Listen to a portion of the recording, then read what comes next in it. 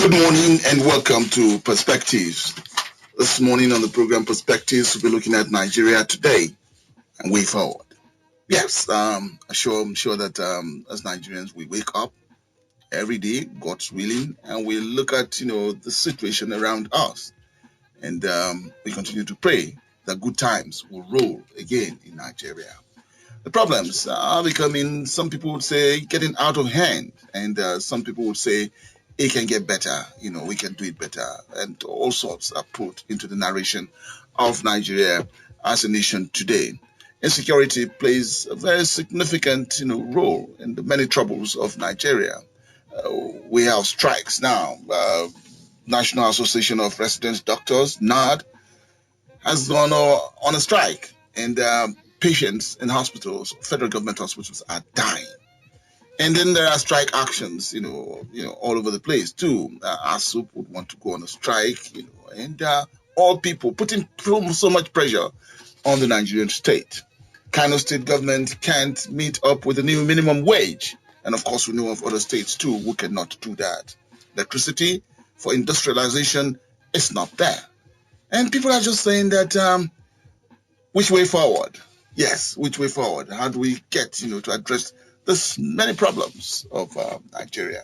And for some people, Nigeria is on a brink, and it just needs a little tilt. And we may not just have this country again, but God forbid, that's not what Nigerians would want. Nigerians would want the country to stay as one. And there's so many diversities, and where we're coming from, the divisions here and there, tribe and tongue may differ, but we all want Nigeria to work. And so we're talking about Nigeria today and way forward. My guest on the program today is Matthias Sadu.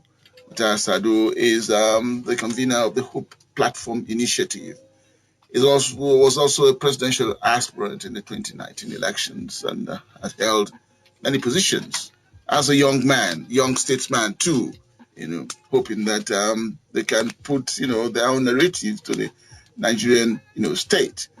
With us this morning as guest on the program, and we'll also be looking at the many troubles, many worries of the Nigerian state. Matthias Sadu, good morning, glad to have you. Thank you, good morning. Good to be with you. We never must get tired about talking about Nigeria, and I've spoken with some commentators, and some of them have told me bluntly that, Toyi, what else do you want me to talk about? Yeah, it's getting, it's getting really hard on them that there's so much talk. Who is listening and what's been done? But the thing is that we never must give up on the Nigerian state. We must continue to talk to power, talk to ourselves, and talk to why we must not allow this country to just go. So an overview, the many troubles of Nigeria and the way forward for us.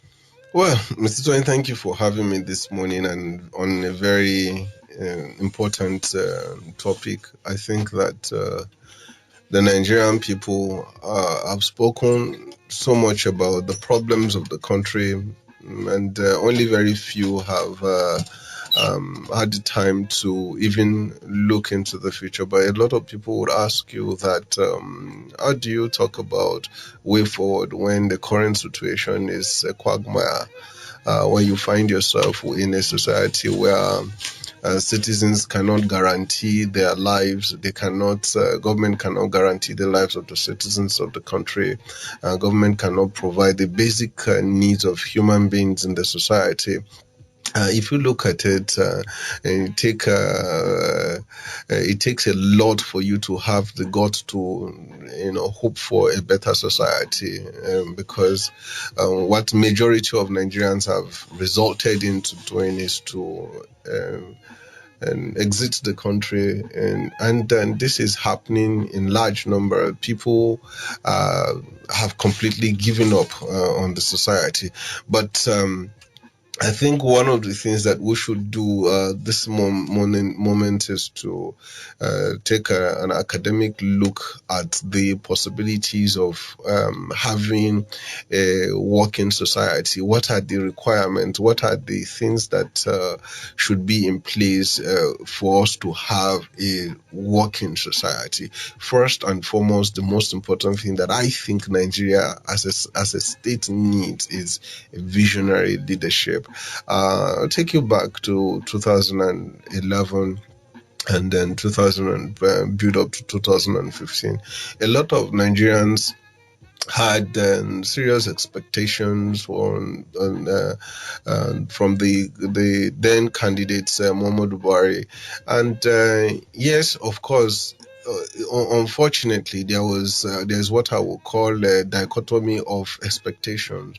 The president had the expectation and his own expectation. Perhaps, if I will borrow the words of majority of analysts that I've listened to, perhaps one of the things that the president had as intention was just to be in the office, occupy the position of power.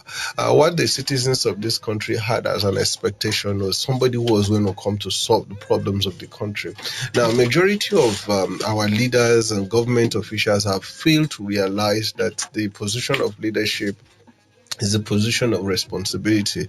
So most times when people clamor to get into office, when they come with their talk about campaigns and all that, mostly they just say the things they say, not because they mean to solve the problems of the country. So, and then some people also have also said that the Nigerian leaders have left the problems of this country unattended to, simply because they believe that if they solve the problem, they will not have access to power again. So what APC used to get into power in 2015, 2019 is the same thing that PDP would have to use to probably get themselves back into power in 2023, which are simply the fact that there is insecurity. If you remember very well that insecurity was a major cardinal point in the 2015 elections. The economy was at the verge of collapsing, and we had serious, issues with corruption. And so the president came, and then unfortunately, a lot of people fell into the personality of President Muhammadu Buhari, having seen that he was projected as an individual who was one time a military head of state, who was also at some point appointed as the chairman of PTF, and as the austere lifestyle that he was living made a lot of people believe that he was the only savior that was going to come to solve the problems of corruption and kick out all these bad people in government and bring about good leadership. And unfortunately, in a system, normally when you are bringing in new management, changing management, people, the organization have their goals, have their expectation. The people have their what they're expecting the new management to come up with, and so for that reason, there was that euphoria, there was that excitement about the new government. And unfortunately, the moment the president lost the mojo, because he didn't get the memo that the desires of the Nigerian people was not to make him president. It was for him to solve the problems of the country. And so he got comfortable and spent about 6 months of thereabout without lieutenants working for him. If you are in a society, you are in the situation of a country is in dire strait, and then you are appointed or you are elected as a leader, and then you come in and you are just strolling around, and it makes people begin to feel that what exactly does this person, what is it this person come with? So I saw that from that all collective of issues that we had in 2015, and the president come and use unverified economic system, which was referred to as the body language system, to solve the problems of the country, was not sustainable, and there were no principles that were supporting his idea, his position, and so for that reason it could not be sustainable, and it failed. And since that thing collapsed, President Muhammadu Buhari has been struggling, because what the citizens were expecting, they were expecting some kind of people that the president was going to put in position that are going to help him to solve the problems of the country. If you look at what happened recently when President Joe Biden was elected, immediately after that, when he announced his ministers, or the secretaries of state, as they call them in that climb, and there were a lot of analyses going into who they are, how they are going to, what they are going to bring to the table, and all of that. So in Nigeria, it was more like a political reward for people who have served, and from that moment up to this moment, we are continuing to struggle. If we are going to be discussing the way forward for this country, I think the first step that the president will need to take, if he's truly in charge of the country, I think the first step for him to take is to sit down and do a critical analysis of the current situation of the country. If possible, get rid of many of his ministers. In trying to, talk about leadership, or talk to leadership in this country, would it, be kind, as some people would have it, that the president took on a monster, when he came, and that monster is the monster of corruption.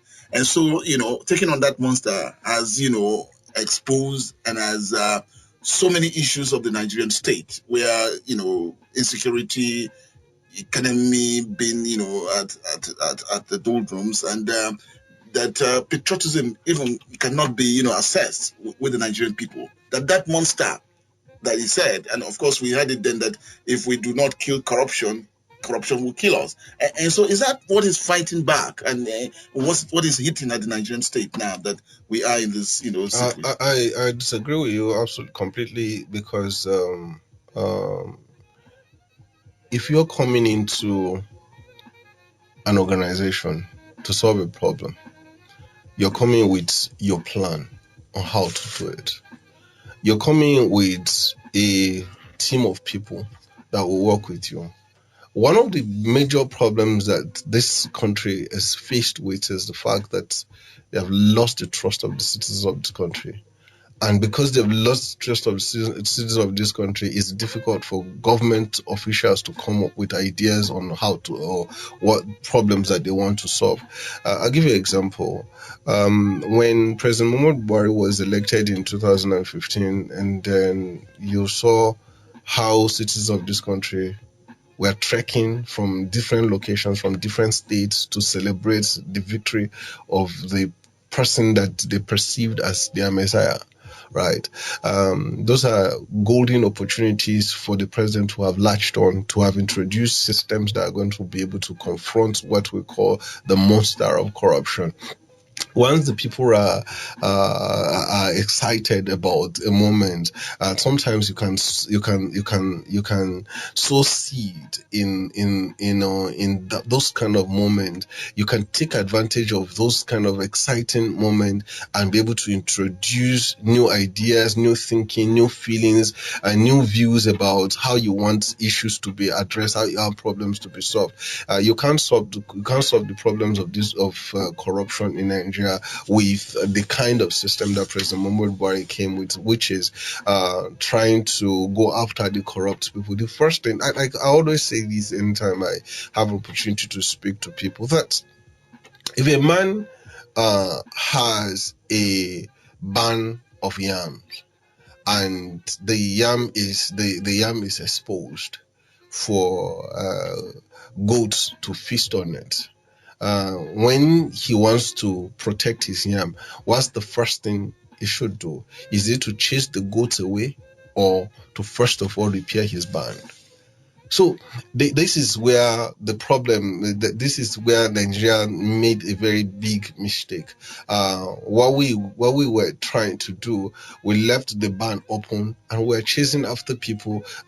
People were dropping monies, names, figures were coming out from EFCC that this money has been recovered, blah blah blah, and all of that. At the end of the day, you recover, it was relooted, all those kind of things were happening in the country because the ban that was the container was not protected. So the first thing that the president was supposed to have done, yes, of course, we talk about TSA and what have you, but I think it was not enough. There was supposed to be a lot of adjustment in our procurement system. There's supposed to be some new systems that are supposed to have been introduced, in terms of government spending from the budget of the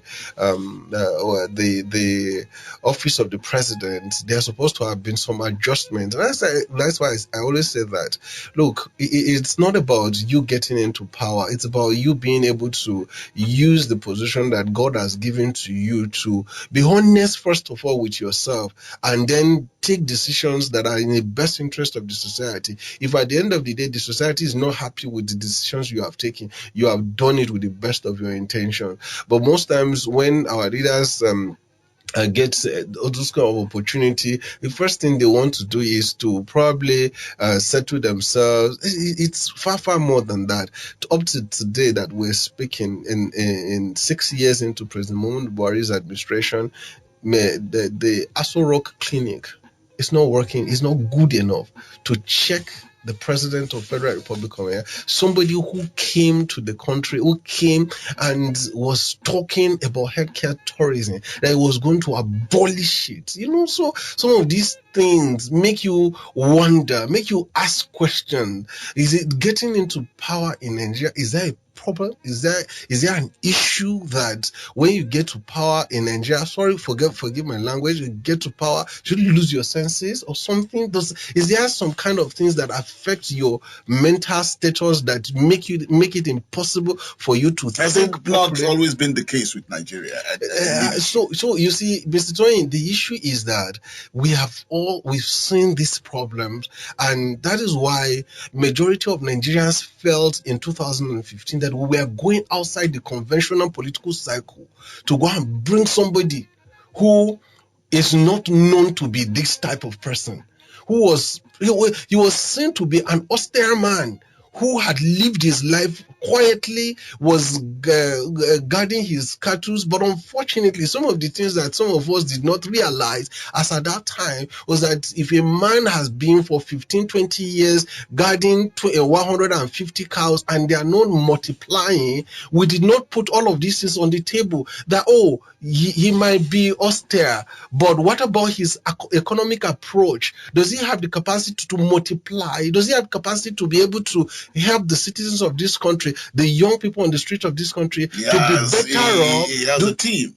That's the problem. So, Mr. Toyin, the issue is that who are the team? What is the capacity of the people that are in the team? See, it's so much about when a leader has a vision and they say, this is what I want to do. I want to, you see, I will make this example. So Nigeria is more like raw. You have raw items for cooking, right? You have the ingredients for cooking. So you have the chicken, you have the vegetables, you have the seasoning, you have the pot, you have the gas, you have oil, you have everything, right? Now, it is that you have all of this thing does not make it palatable.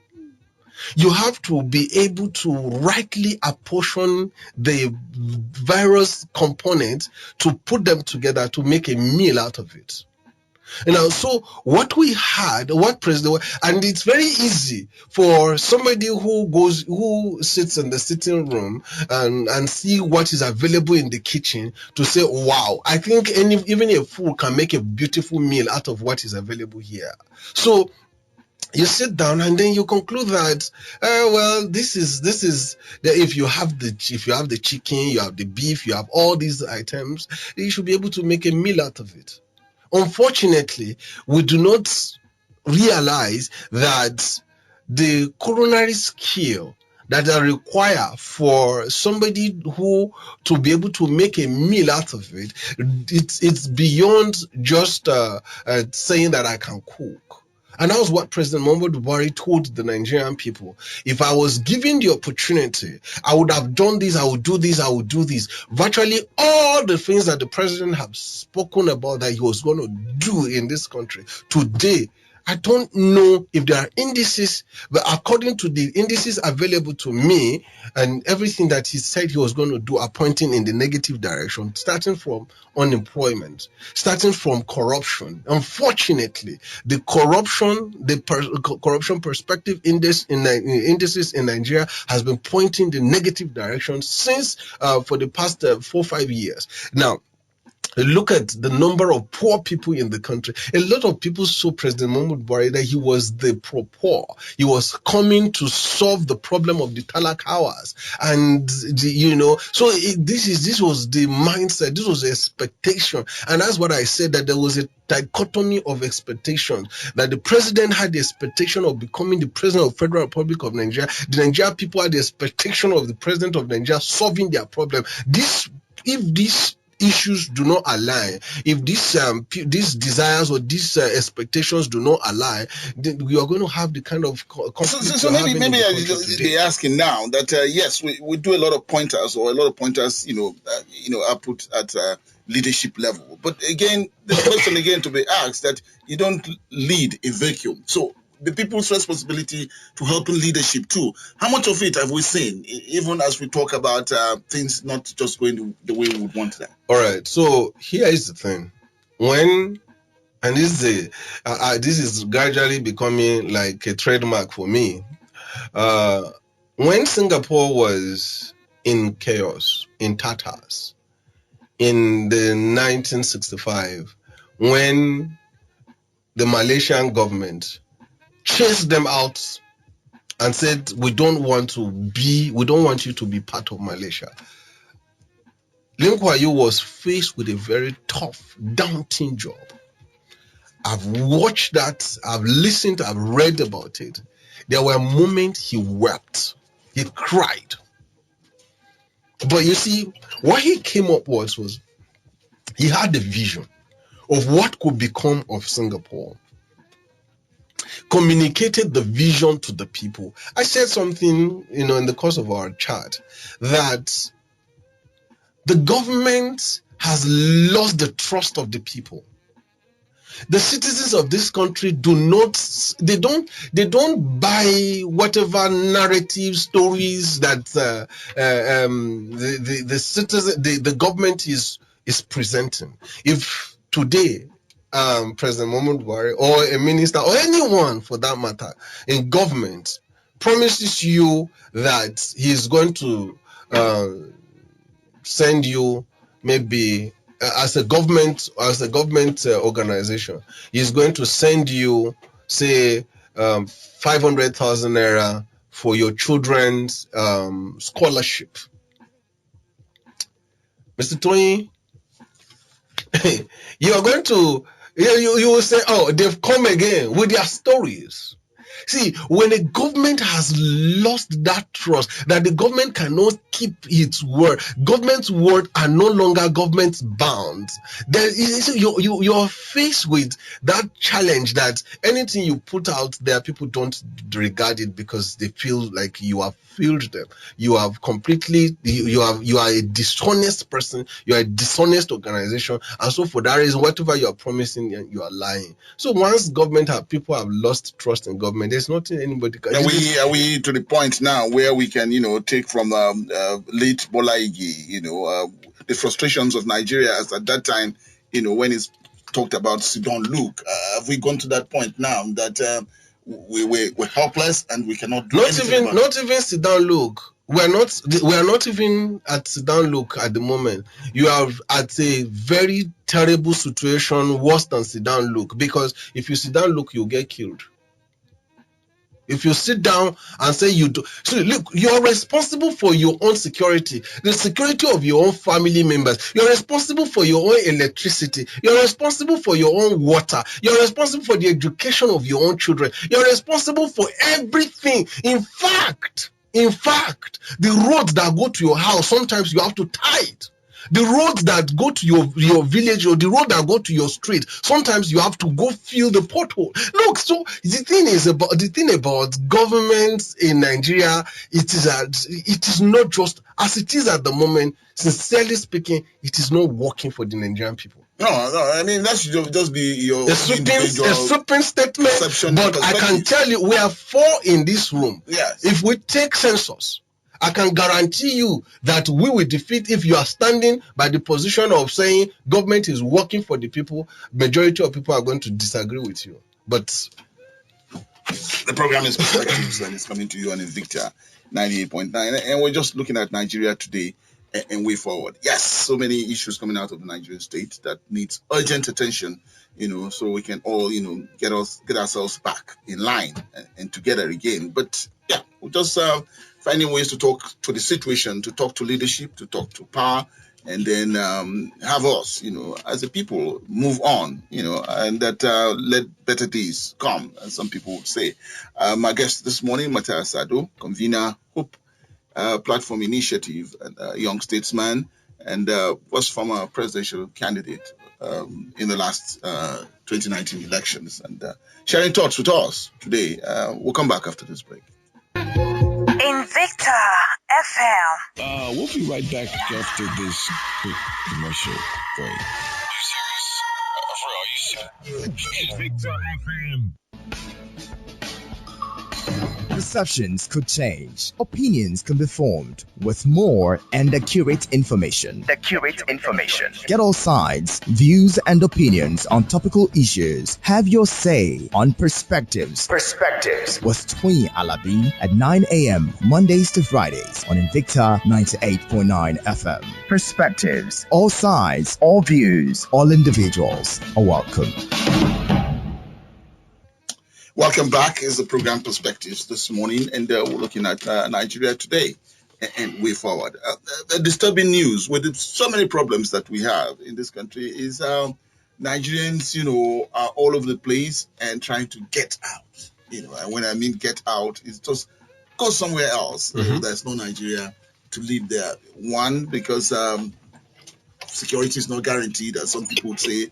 Job opportunities are not there. And then, find a new lease of life, for them. So at the embassies, yes, records are coming out that Nigerians are trooping, into the embassies just to find, ways to get out. And that becomes very disturbing. And in the narrative of Nigeria, we've had sayings like, no place like home. We've also had, let's salvage the situation together. These are... Can we be talking about no place like home? And what are the things in place for us to, believe in this country and be patriotic too? Sure. And I'm saying this along the American dream, that America is a land of opportunities where from nobody you can become somebody, because opportunities are just abound for you to get to the top there. But we had it at one time in this country. But again, over the years, successive administration, have really, thrown that out. And so, salvaging the country together, having all hands on deck to do all of that, just what are the guarantors? Yeah.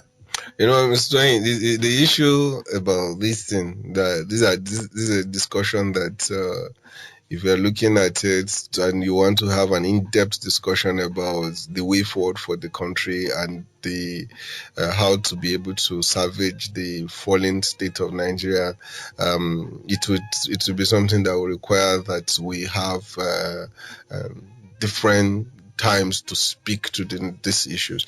But you see, the general issue that the people are living, and we talking about how do we get the citizens to believe in the Nigerian state again? How do we get the citizens to believe that there is no place like home, and to inspire patriotism? I think being able to inspire patriotism is the fundamental responsibility of the leadership of the country. I've said this quite a number of times, that once a leader has lost his capacity to inspire the people, he has lost his leadership mantle. A leader is not just even in words, even in appearance, even by mere showing up at an event. People, out of respect, just want to work for him, want to be with him. Leadership is about you being able to make people do what you want them to do, without them knowing that they are doing it for you. They believe that they are doing it for themselves. So these are the things that I think the government of the day should be looking at how to address this issue. I think, first of all, the President of the Federal Republic of Nigeria should, as a matter of fact, I don't know if it is possible, but if possible, let him apologize to the Nigerian people that he has wasted their 6 years, and he wants to make amends for the balance. Mr. Toyin, it's not okay. How fair is it that people are dying on the street of your country? How fair is it that the President of Nigeria is out of Nigeria currently receiving medical? No, how fair? No, let's look at it now. You have to question that. No, how fair? All out there, complaining that the president has taken a medical, vacation, and so he should stay. He should stay back home. When it's not that we have the state of art, medical centers and all of that. What's wrong with the president going for training? Yes, the question will be asked. What's wrong? What do we want of our leadership? To be like us? To be, at the low level, if we find some people like that? The thing is that when a leader is given an opportunity to solve a problem, and he did not solve the problem, and then decide to say, okay, well, I want to go and enjoy what I did not make available in my own state, in my own country, in another country, and then people try to justify that do you want the president to die? No, I don't want the president to die, but neither do I want my neighbor to die. My neighbor that cannot afford that trip, I don't want him to die. And whoever is responsible for making sure that he is able to have that kind of facilities in his own country, in his own home state, should not be given the opportunity should not have the luxury to just fly out of the country at the taxpayers' expense to go and enjoy the things that he has failed to provide for people in the past 6 years of his administration. But let that not be. The truth is that we are saying way forward, and I'm saying that these are things that make citizens to believe in the government. Mr. Toyin, I've always made this analysis here, analogy here, that a father cannot tell the children and say, we are going to adopt some austerity measures in the house. So going forward, everybody will be drinking pap and the money, even though that is no longer cheap, though, because of the current situation of in the country. But that the father said, we're going to be taking pap in the morning and pap in the evening going forward. And then the children come home and then they are served pap. And when the father came back home, he was served a buffet, chicken, samosa, the rice, basmati rice, and what have you on the table, with a whole full chicken for the father to eat. The children might look at it and say, maybe our father is, if something is wrong. The two and the three, if you have my type of children, they will protest. And so that's what is happening, because you have to lead by example. Leadership by example, it is not just by something that you mouth, it's something that you practice. If you say that you are going to kill or abolish healthcare tourism in the country, the medical tourism in the country, then the president should be the number one person leading in that protest against what was before. And besides, you see, the issues are that when we say, oh, successive government has failed to address these issues and what have you, these are the things that the president campaigned on. These are the things that he promised Nigerian people. So it is not out of place that we, the Nigerian people, are saying that if this is what you said, why can't we take our leaders by their own word again? Why can't we just believe our leaders at what they said they are going to stick to it? We heard recently that. And you remember when Governor El-Rufai sent his child to one of the public school, and everyone said, wow, it was everywhere. The governor was first to put it out. That was how it feels to lead by example, right? I don't know what is the current position of that child at the moment, but these are the things that we're talking about. Leaders, if the leaders want to solve the problem of this country, let all of them withdraw their children, bring them to public schools in Nigeria. Let all of them stop going for healthcare tourism and medical tourism abroad. Let all of them begin to feed on the things that we have available in the country. Look, I will tell you something. So we cancel all privileges. It shouldn't be a privilege. A privilege, first of all, should be for the citizens of this country. Citizens of this country should be the number one priority that will be on the table of the leaders of this country. You see, what we are getting wrong in Nigeria is the fact that a lot of people have this clamor for power, want to get into position of power, but without understanding the responsibility that comes with power. There's a huge responsibility that comes with power.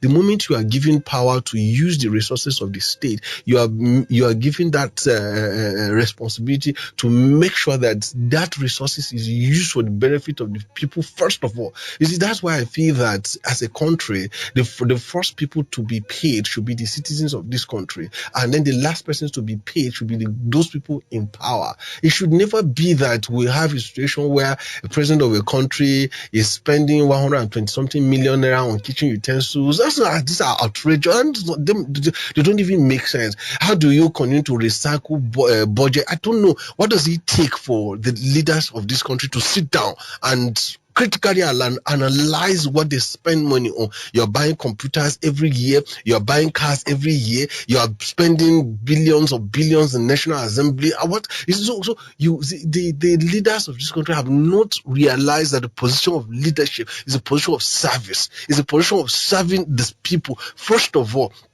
it is, how do you make, and this is what happens in America. You have a situation where a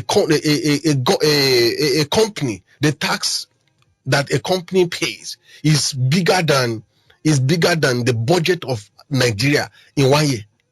Does that make any sense? Why can't we as a nation be able to inspire our young people all over the country to be the ones that will become so productive in such a way that if you have an average Nigerian man who is earning maybe 200,000 naira in a month, maybe doing his menial job, doing plumbing, doing mechanic work, all those kind of things. Why can't we get them to become that productive and add value, such that when you have a Nigerian people who is satisfied, then the leadership can become very much more satisfied, because by the time you have a situation where you have 120 million working Nigerians who are paying conveniently and willingly paying taxes to the Nigerian government because of the fact that things are working. If the government wants to steal, they can steal, because the system has made it possible for the citizens to be productive. People will not be so much concerned if a government is doing roads, doing building schools, building healthcare centers. And sadly, Mr. Tony, the interesting thing about this thing is that some of these a project that you do once and probably do maintenance for the next 20-30 years. How is it that Nigerian leaders cannot think of the citizens first and try to solve the problem and make them productive? And the level that when they become that productive, the Nigeria, if the president of Nigeria, let me squeeze this in, because with this scenario you're painting now, is that bad that leadership had not done all of that, and so citizens have, grown in on the pains, and so has that led to a situation where we're seeing man's inhumanity to man being displayed here? And I'm taking this from a cue of Chinua Achebe in one of his novels, that he said, if the hunter has learned to shoot without missing, the bird has also learned to fly without perching. And so what we see today is that we are also contributing to the problems that we have. You look at the manufacturing industries, they've gone not only half, but more than half of products we see now. And some of the products are not, to international standards. All of that is playing out now, so much so that we ask of industrialization of Nigeria, the manufacturing company to be up and doing, and we don't see all of that. So with all of these, are we seeing with the citizens, that this is just man's inhumanity to man? Because what is playing out? You see, this issue is quite very simple. Now, Ghana today, I think Ghana cedi, the currency of Ghana, is one of the best in Africa as of today. What happened? Productivity. The president of Ghana said something, and I think I wrote an article about it. It said that they want every district, which is like our local government, they want each district to have a functional factory where they can produce all sorts of things that are needed for their country. In Nigeria, sadly, I was reading somewhere yesterday that ShopRite is at the verge of closing down. Quite a number of companies have left the country. Is it Dunlop? Is it Michelin? Is it Nestle? Quite a number of them, their operations are currently carried out outside the country. So you have this. The situation is very bad that you graduate from a school today. You're not guaranteed that you're going to get a job, no matter how little you're going to be able to earn an income.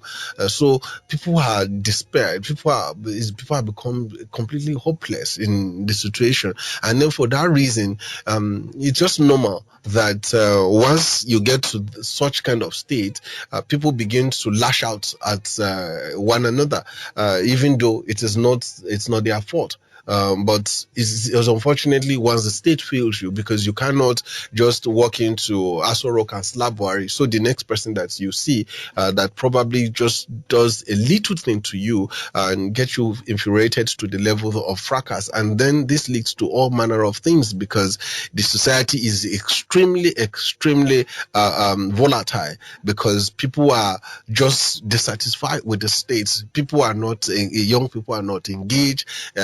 The system, there's no provision for young people. There's no provision for the citizen. Older people who have served the country are left in pains. Many of them cannot feed. So the situation it's unfortunately this is what we have. This is what it has become, and to correct this would require serious work from the president of federal. He has 2 years left, like it was said in what's it called, Pastor Tunde Bakare's message to him. Look, the president should sit down and look at the moment, if possible. Some of us are willing. I say, believe you me, honestly speaking, I'm willing to render my services and suggestions and idea to this government pro bono. Not for anything. I don't need anything from them. And many people are also willing to do these things, to sit down and say, look, Mr. President, honestly speaking, we need to look for solutions to some of the problems. And you see, the moment you can guarantee that the moment the citizens can see that, look, we are making progress towards solving the problems of this country, it will be very easy for you to buy them over, for you to get them to believe in the government again. And I have mentioned that in a nation, how can you have leaders that do not communicate with the people? Why do you think they do press conferences, press releases, the press address in the White House, so that people get the right information about the situation, that you give them update. This is what is going on.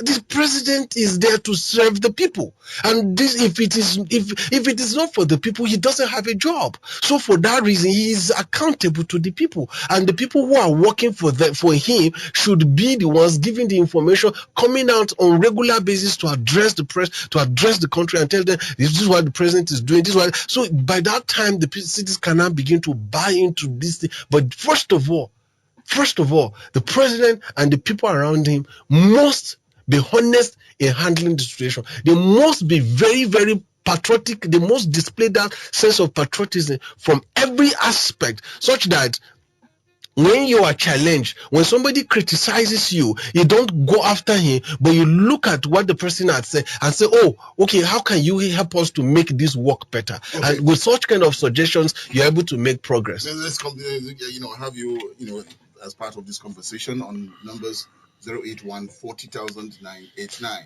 081 40,000 989, or 070 87 800 989.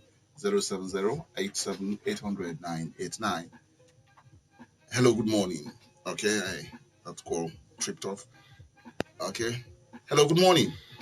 Hello, good morning, Mr. Tonya Levy. Good morning. Thank you very much. I greet your guest and I greet Victor family. My name is Musa Bala.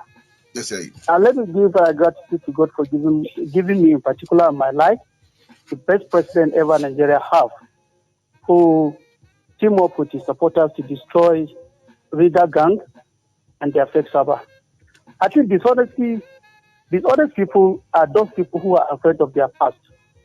Dishonest people are people who can't pay salary even despite anymore, but had to wait for PNB to come and do it. Dishonest people are those who, while in office, acquire private jets at the expense of the development of Nigeria. They are same people who acquire private universities at the expense of development of Nigeria. And these dishonest people are the same people who have foreign property at the expense of the development of Nigeria. And the same dishonest people stash billions of dollars, like the recently returned James Ebori loot, Abacha loot, and so on and so forth. And for us to know that President Buhari has succeeded in raising 155 cows, he didn't just buy 165, he started by 3, and they grow to 165 at the envy of those who cannot even do it. Then the president still outside. Productivity is only achieved when there are no looters in the country. By the time that we appreciate how much the president did after the destruction of our country for good 16 years, when we are earning so much, and at the same time, he just came and rescue state, have a lot of roads, have a lot of development, at the shame of those dishonest people who only commission projects on paper, that they cannot even finish their own secretariat. I think people stay in London enjoying their loot are comfortable to stay there. But for a president to go there for his medical trip, people organize protests with such raw words like Shegi Odenisa. Anyway, time will tell. Okay, who is right. Yes. Okay, I'll just have two calls to go with this and then come back to my guest. Hello, good morning. Hello, good morning, Mr. Tony. Good morning. Good morning to the guests in the studio. Good morning. It's Francis calling. Let's hear you. Honestly, your guests have really analyzed our problems in this country. And the problem I know that cannot be solved in this country is sectionalism and tribalism and religiosism. Because I don't see any reason why someone will be defending a failed state, that someone is doing what nobody have ever done. A government that have borrowed more than 25 trillion in just 6 years, and nothing to show for that 25 trillions, and you are defending them that they have recovered the loot, and they are unable to block where the loot is being looted from. The ones they recover, where is it? They are still relooting it, including the person they put in charge to recover the loot is now being accused by the same government of relooting the loot he recovered from people. What sort of integrity and sincere government is that? This is the worst government in Nigeria since the existence of Nigeria, during colonial masters, military regime, and democracy. This is the worst. Well, government your opinion ever in the whole world. such sweeping statements, no, it cannot be allowed. Francis, thank you for your own concern here too. One more, and then I just come back to my guest. Hello, good morning. Good morning.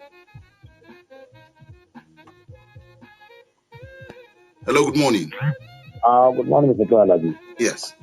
Good morning to your guest. You're on to Engineer Manu. All right, Engineer. I think I appreciate every bit of the analysis of your guest. You have spoken as a true Nigerian. It's rather unfortunate that some will not see the wrong of this administration because they are benefiting one way or the other. Mr. Alabi, if we should be honest to ourselves, I believe as a man of integrity, which you are in Invicta, you cannot see something wrong in Invicta and abandon him and went to another place to be comfortable. You know, your conscience will not allow you to do that. But now, the people did not see all this one. I'm not against Mr. President traveling to abroad. No, never. It is his right. But when COVID-19 came on board, the secretary to the federation told us they never knew that our health center was so bad like this. Till that time, this is almost a year. What have they done? Mr. President's wife came out to say there was no paracetamol in the Asu Rock clinic. For God's sake. And look at the allocation that has been made in that clinic every year in, year out. For God's sake, and we say we are running integrity. Now, you just made a point. He made a statement that the governor of Kaduna said, good and fine. He showed an example by taking his child to a public school. But recently, they withdraw that child because of insecurity. For God's sake, where are we going in this country? Let there be fairness, equity, and justice. This country will move forward. Okay. They will have that from people that are representing the wrong and say they are seeing white, call it black.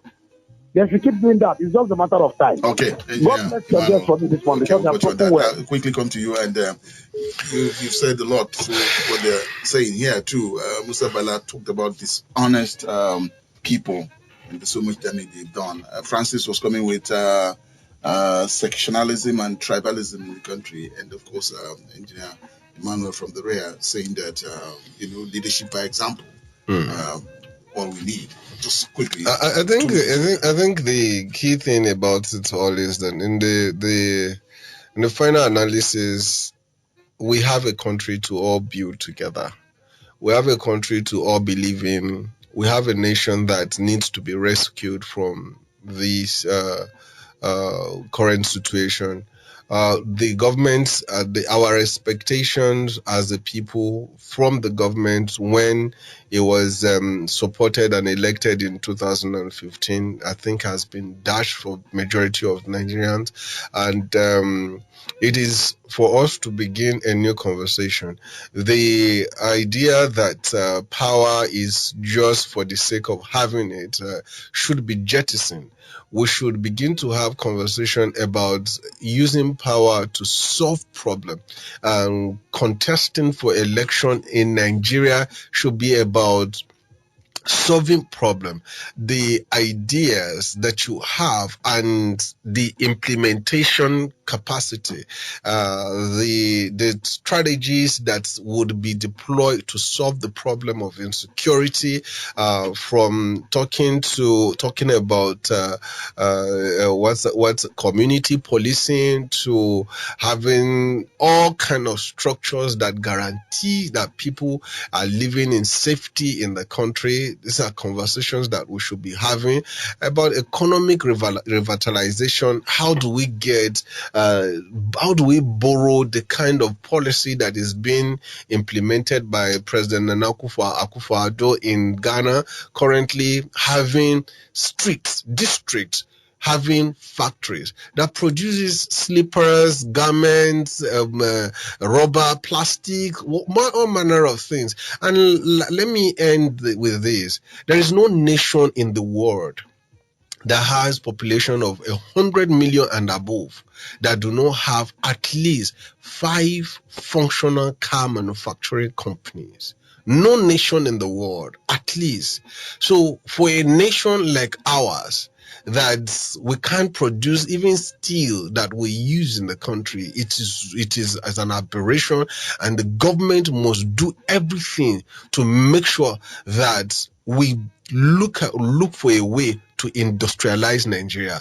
This is the only solution to all the problems we are having in this country, where we can have what I call equality of opportunities, that every single citizen of this country will have access to whatever it is that is required for him to become whatever he wants to become, that we should be able to have the pursuit of happiness, the Nigerian dream, the desire for anybody to become anything in this country should never be hindered or hampered by failure of government. Matthias Sadu, thank you for coming to the program. Thank you very much for having me. And that's about the size of perspectives this morning with Matthias Sadu as my guest. Matthias Sadu is the convener of the Hope Platform Initiative, young statesman, and was a presidential candidate in the 2019 elections under the ADP, Action Development Party. Still talking about the Nigerian project and the way forward. We thank you for coming. And Dorcas, thank you for connecting us with the people this morning. Wisdom, thank you for putting us in the pictures. Perspectives will come back tomorrow. Good morning. Invicta FM 98.9. More music right here. All the hits. Invicta FM.